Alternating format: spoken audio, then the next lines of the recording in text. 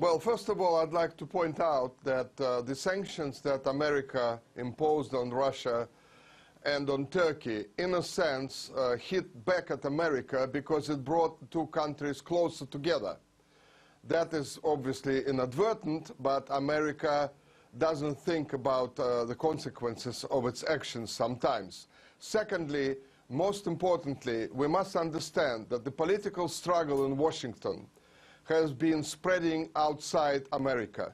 These strange, I would say, measures that America takes sometimes are dictated by the inner struggle in Washington between different political groups.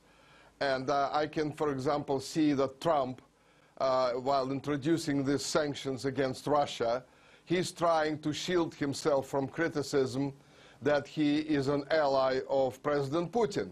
On the other hand, his actions against Turkey are intended to prove to the Americans, considering that the elections are approaching in November, that he is tough with anyone who does not respond to America's requests and who does not go along with America's foreign policy. Okay. So that is very important here. And another very important point is this, which I'd like to stress as well.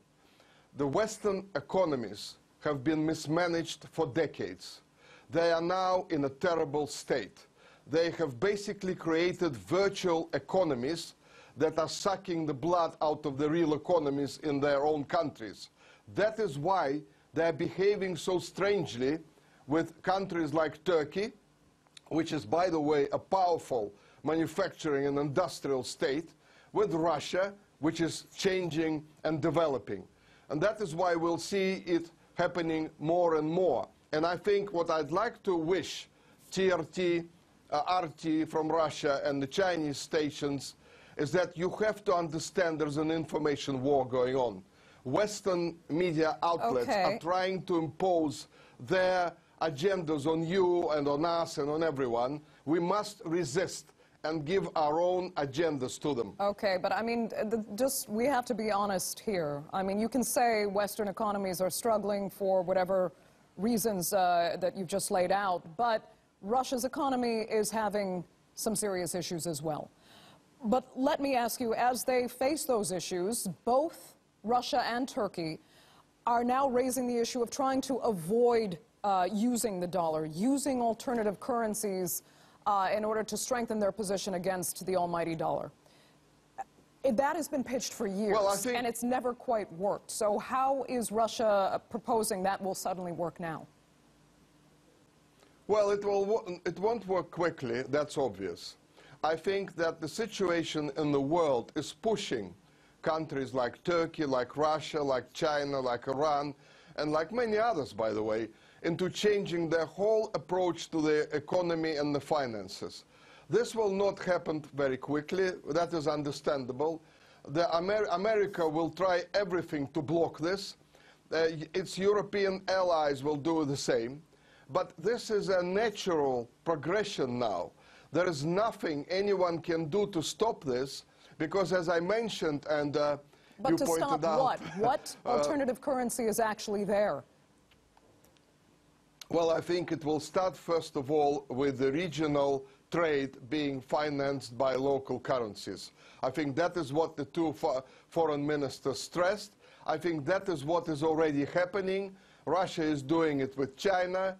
Russia can be now doing it with Turkey. Russia can be doing it with Iran, and so on.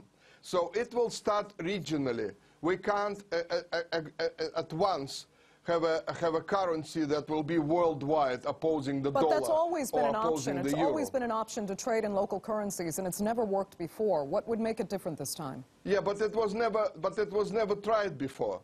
I mean, in a proper sense. And don't forget, the political situation in the world has changed. And what I've stressed already, Western economies are in a dead-end street. They have created a financial quagmire for themselves. They have created a virtual economy that does not really work well for the majority. They are looking for ways to get out of the crisis at the expense of other countries. Look at what they've done to Turkey, Russia, China, and so on.